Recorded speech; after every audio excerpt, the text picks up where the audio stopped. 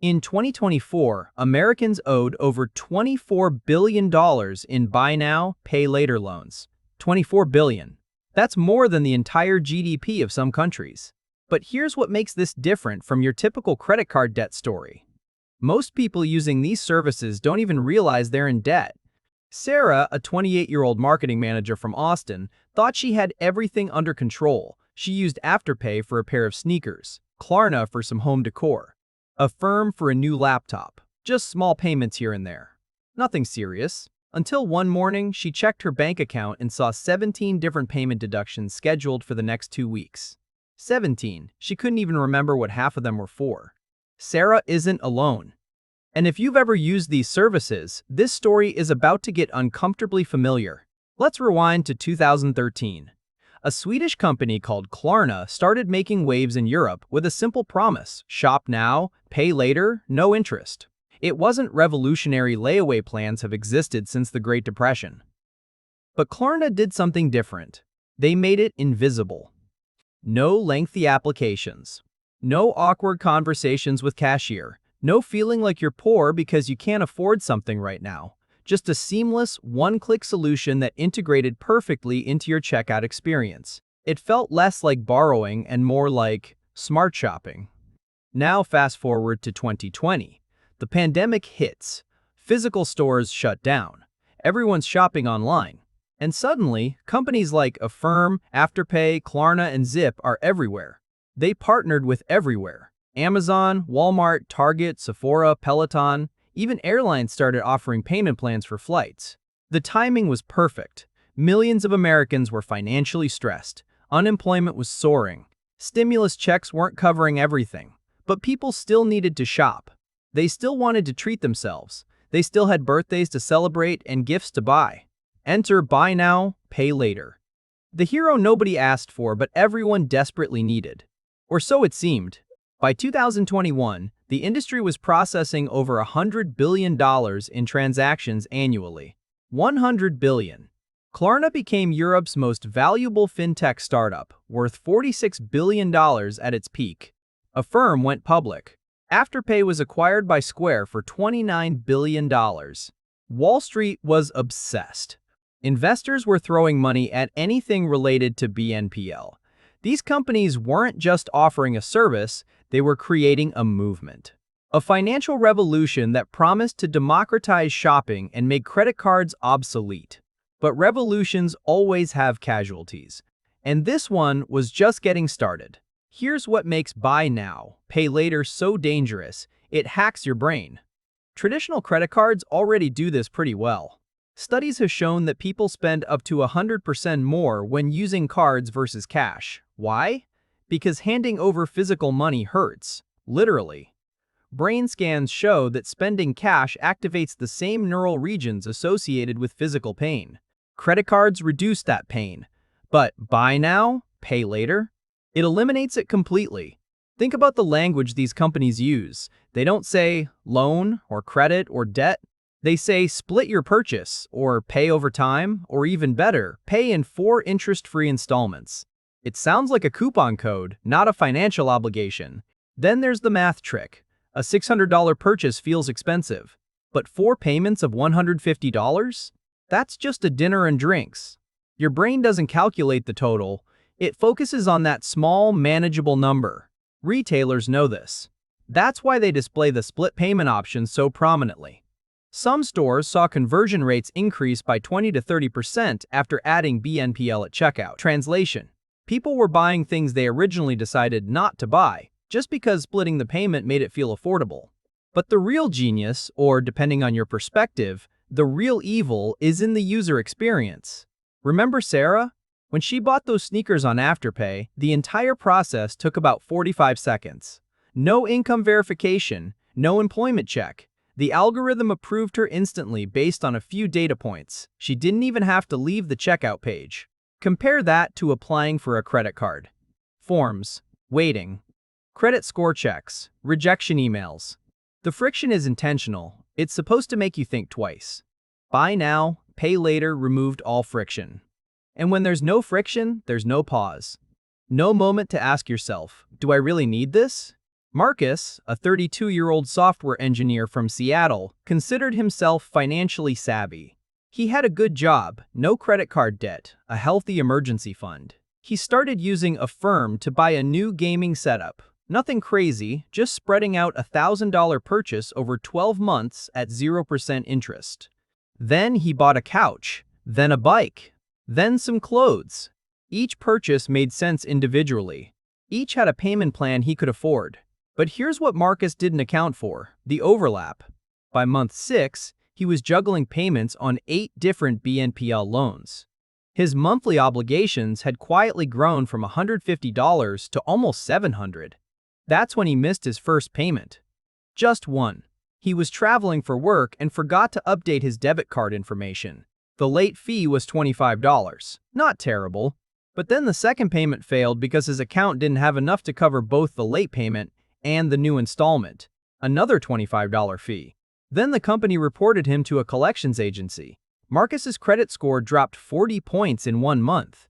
The zero-interest loan that was supposed to be better than a credit card just damaged his credit worse than maxing out a credit card ever would. This is the trap, and it's catching millions. A 2023 study by the Consumer Financial Protection Bureau found that BNPL users were significantly more likely to have overdrawn their bank accounts compared to non-users. They also carried higher credit card balances and were more likely to use payday loans. In other words, buy now, pay later wasn't replacing traditional credit, it was layering on top of it. People weren't using these services because they were financially stable. They were using them because they were already stretched thin. The average BNPL user has 6 open loans at the same time, each with different payment dates, different amounts, different terms. It's like spinning plates, except the plates are your financial obligations and dropping one means fees, penalties, and credit damage. And unlike credit cards, these debts don't show up on your credit report until you default.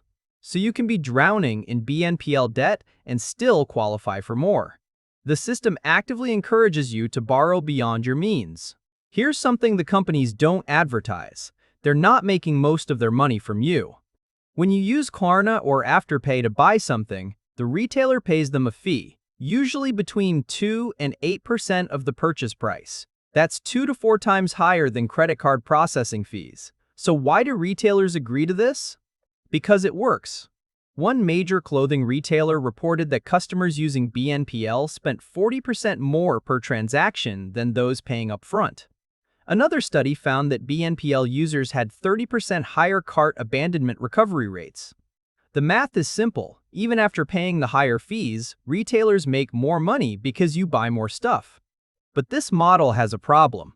When interest rates were near zero and venture capital was flowing freely, BNPL companies could afford to offer interest-free loans. They were betting on growth, not profitability. Then 2022 happened. Interest rates skyrocketed. Funding dried up. Suddenly, offering free money wasn't sustainable. Klarna's valuation crashed from $46 billion to $6 billion, a 90% drop. The company laid off 10% of its workforce. Affirm's stock fell over 90% from its peak. The industry had to change, and change meant squeezing users. Interest charges started appearing. Fees increased. Terms got stricter. Some companies began charging interest rates as high as 36% for longer-term loans. Suddenly, the better-than-credit cards claim didn't look so great. And here's the kicker. Because these services aren't regulated like credit cards, they don't have to follow the same rules. Credit cards must disclose APR prominently.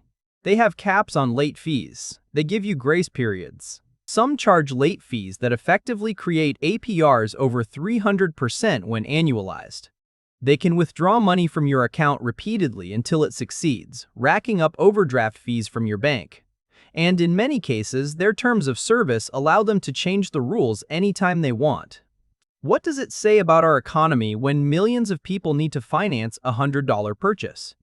The rise of buy now, pay later isn't just about clever fintech startups or aggressive marketing. It's a symptom of something deeper. Real wages in America have barely grown in 40 years when adjusted for inflation. Housing costs have skyrocketed. Student loan debt has exploded. The cost of living keeps climbing while paychecks stay flat. Meanwhile, we're bombarded with advertising telling us that we deserve things, that we should treat ourselves, that life's too short to wait. Social media shows us everyone else's highlight reel, their vacations, their purchases, their seemingly perfect lives.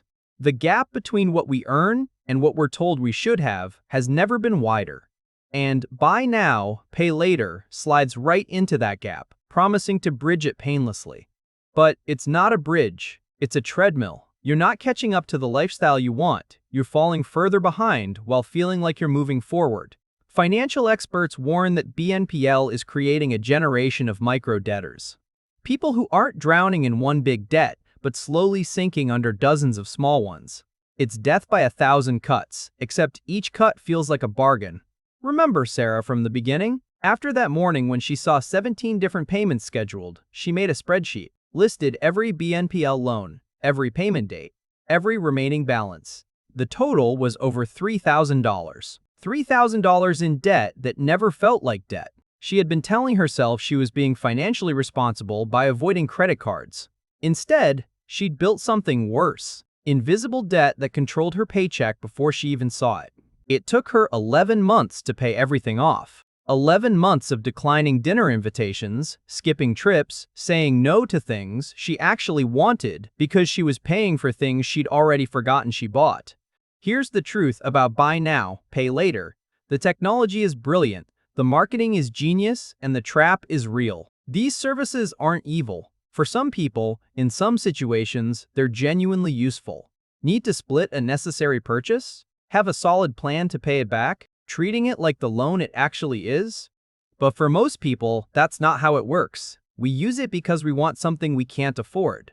We justify it because the payment seems small. We forget about it until the money comes out, and then we do it again.